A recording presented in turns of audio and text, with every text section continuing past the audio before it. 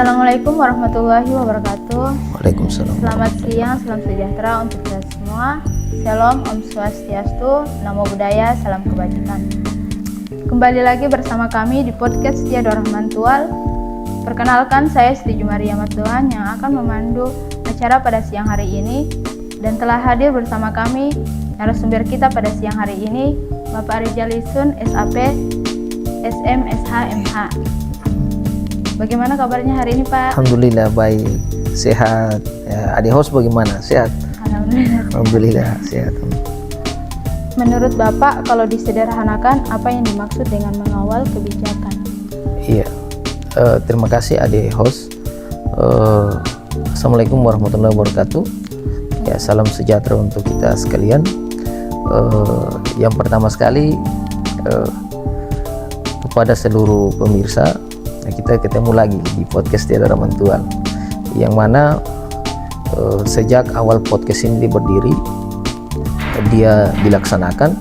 Tujuannya memang untuk membahas hal-hal urgensi, baik secara nasional maupun secara kedaerahan.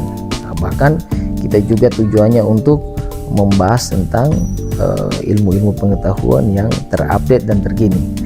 Itu tujuan podcast kita dibuat. Kenapa? Karena bagi kami pemanfaatan teknologi itu harus digunakan sebaik-baiknya untuk bermanfaat kepada orang banyak. Nah, makanya podcast ini kita buat. Nah, kenapa harus saya mulai dengan hal itu? Supaya publik bisa tahu bahwa tujuan hari ini kita punya media Setia Doa Rahman Tual itu bagian dari untuk menyampaikan pendapat kita sebagaimana yang dijamin oleh undang-undang. Nah, itu yang harus publik mengetahuinya. Karena kita berbicara di sini ada dasarnya bahwa negara menjamin kita menyampaikan kebebasan berpendapat. Nah, itu yang harus kita dudukkan dulu. Nah, terkait dengan pertanyaan host tadi, sebenarnya sederhananya bagaimana, Pak, terkait dengan kita perguruan tinggi mengawal kebijakan publik di daerah. Yang pertama kita harus sampaikan dulu bahwa perguruan tinggi bukan hanya sebuah lembaga pendidikan yang nanti setiap tahunnya dia meluluskan mahasiswa-mahasiswa. Namun perguruan tinggi dia punya peran lebih.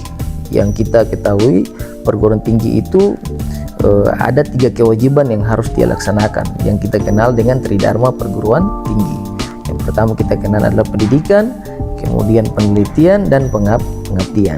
Nah, itu kewajiban dasar oleh perguruan tinggi yang harus dijalankan. Nah, terus apa korelasinya dengan perguruan tinggi? Dia mengawal proses pengambilan kebijakan di daerah. Kaitannya seperti ini. Kita harus sampaikan kepada publik bahwa perguruan tinggi selain kewajiban Tridharma perguruan tinggi yang dilaksanakan, ada fungsi lain yang perguruan tinggi dia miliki. Nah, fungsi itu apa? Terkait dengan mengawal kebijakan, fungsi perguruan tinggi itu yakni sebagai mitra kritis. Nah, mitra kritis ini dalam artian dia menyampaikan pandangan-pandangannya, perguruan tinggi menyampaikan pandangan-pandangannya untuk mengawal proses kebijakan itu sendiri. Misalnya, kalau kebijakan itu tidak pro terhadap rakyat, perguruan tinggi fungsinya untuk menyampaikan kritikan terhadap itu. Tapi kritikannya disertakan dengan solusi. Solusinya berdasarkan apa? Berdasarkan riset yang telah dilakukan untuk pembangunan di daerah. Nah, itu pada prinsipnya sederhananya seperti itu. Nah, nanti kita lihat bahwa yang dimaksud mitra kritis ini apa, ya kan? Ya, terus mitra yang bagaimana? Perguruan tinggi punya mitra dengan 3 lembaga negara yang ada di Republik ini. Yang pertama eksekutif, kemudian legislatif, dan yudikatif. Nah, itu yang dimaksud dengan mitra mitra perguruan tinggi bersama dengan lembaga-lembaga negara yang ada di Republik ini. Nah, kira-kira begitu. Sesuai Bapak jelaskan tadi, mengapa daerah membutuhkan peran perguruan tinggi? Iya, seperti yang saya jelaskan tadi bahwa perguruan tinggi kan dia merupakan mitra. Dia merupakan mitra dengan pemerintahan. Nah, kenapa pemerintah dia membutuhkan perguruan tinggi? Dalam hal ini terkait dengan mengawal kebijakan publik yang ada di daerah ataupun secara nasional.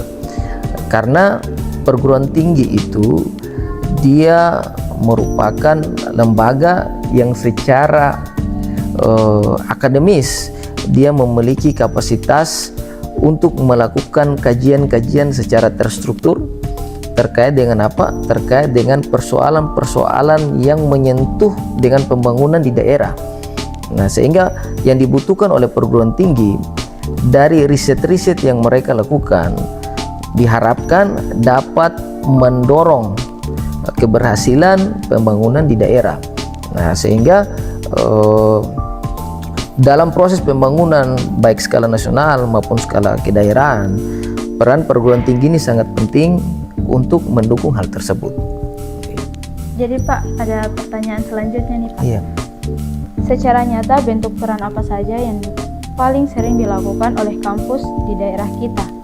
Apakah melalui penelitian, menjadi tim ahli, atau langsung turun ke masyarakat? Iya, menurut saya kita Setia Daerah Mentual kan sudah kurang lebih 25 tahun berada di daerah ini.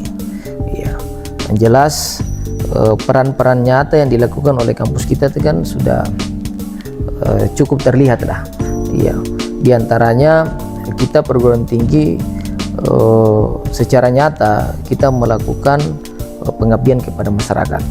Itu setiap tahunnya hampir kita lakukan, bukan hanya kita saja, tapi semua perguruan tinggi baik negeri maupun swasta yang ada di Kota Tua dan Kabupaten Maluku Tenggara secara nyata melalui KKN, yaitu kuliah kerja nyata kepada masyarakat melakukan pengabdian.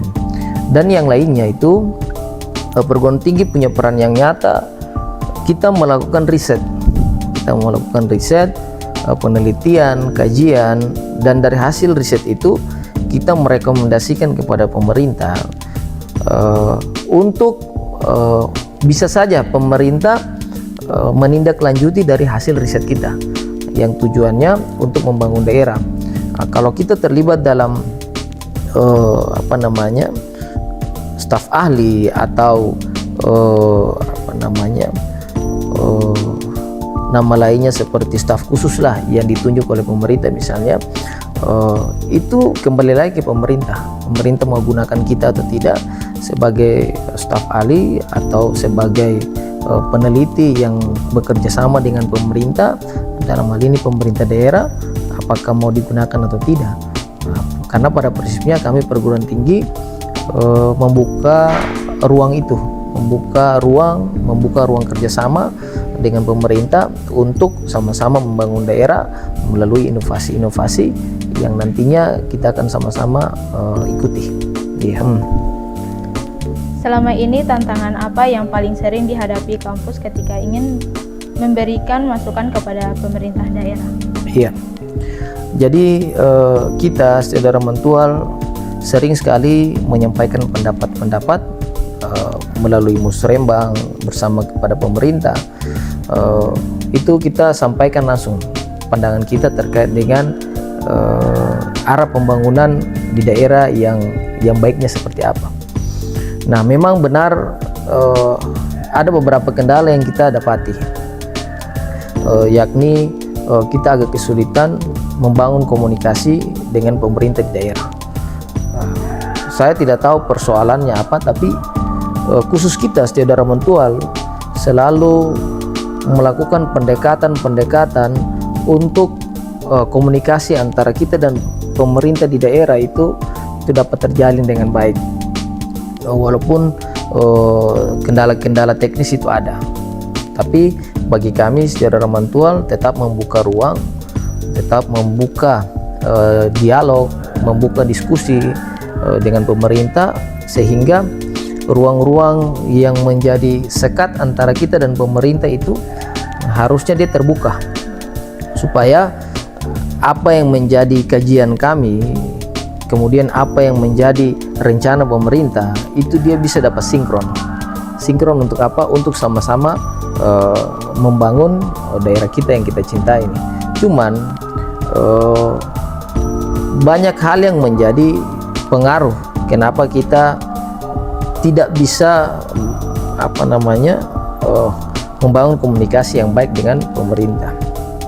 Pengaruhnya ialah saya contohkan, pemerintah kadang berpikir kita perguruan tinggi sama dengan partai politik, sehingga setiap kritikan yang kita kasih, pandangan yang kita kasih itu dianggap mencoba untuk menjatuhkan pemerintahan.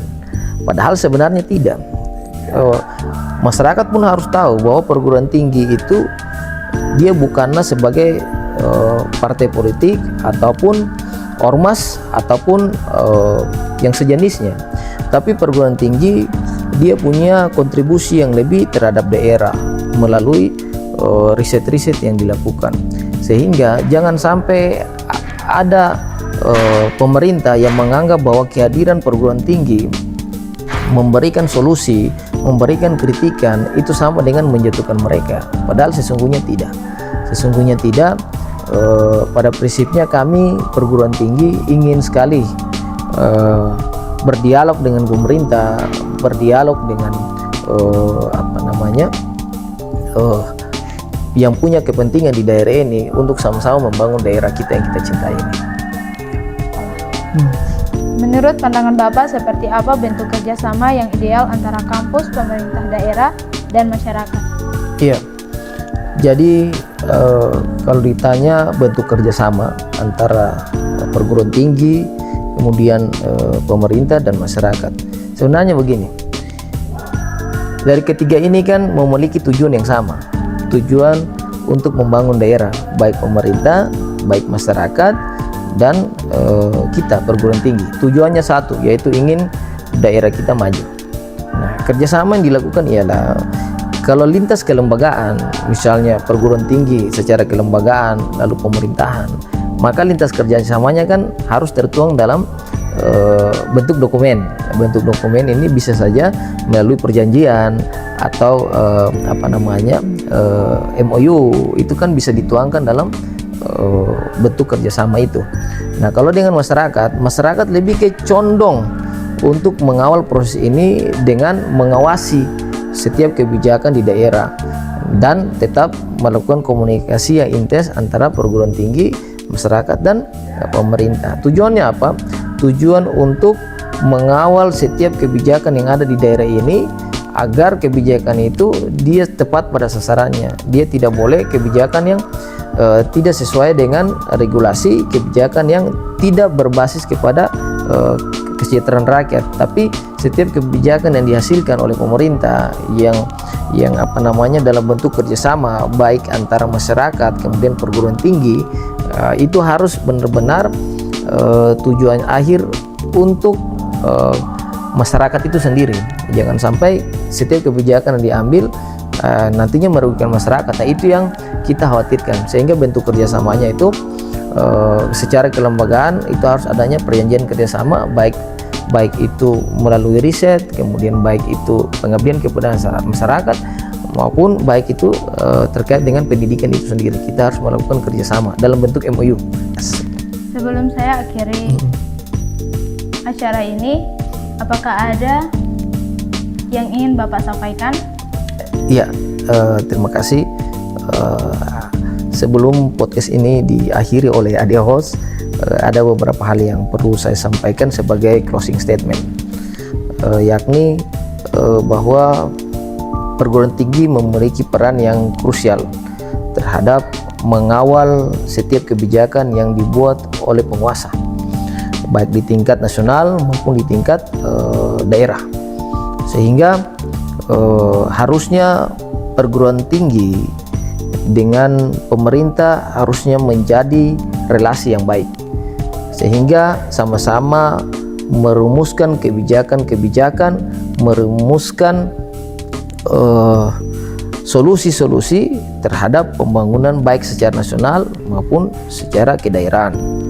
Dan para penguasa juga tidak boleh anti kritik terhadap setiap kritikan yang dikasih oleh perguruan tinggi, karena pada prinsipnya perguruan tinggi ialah mitra kritis yang dia siap mengawal 3 lembaga yang ada di Republik ini, yaitu eksekutif, legislatif, dan yudikatif. Sehingga dari pengawasan yang dilakukan oleh perguruan tinggi, harapannya dapat menjadi cerminan kepada pemerintah agar setiap kebijakan yang dia lakukan harus pro terhadap rakyat. Jangan sampai kebijakan yang dilakukan itu tidak bersentuhan langsung kepada masyarakat. Ada salah satu filsafat yang ingin saya sampaikan, bahwa kenapa saya katakan penguasa tidak boleh anti kritik, karena filsafat itu dia menyebut bahwa penguasa yang anti terhadap kritik, maka penguasa itu akan cenderung menjatuhkan orang yang mengkritisinya. Nah, itu yang tidak boleh. Yang harusnya penguasa harus dia legowo, dia harus menerima setiap kritikan yang diberikan kepadanya. Untuk apa? Untuk kemajuan di daerah tersebut. Demikian podcast hari ini. Billahi taufiq wal hidayah. Wassalamualaikum warahmatullahi wabarakatuh. Waalaikumsalam.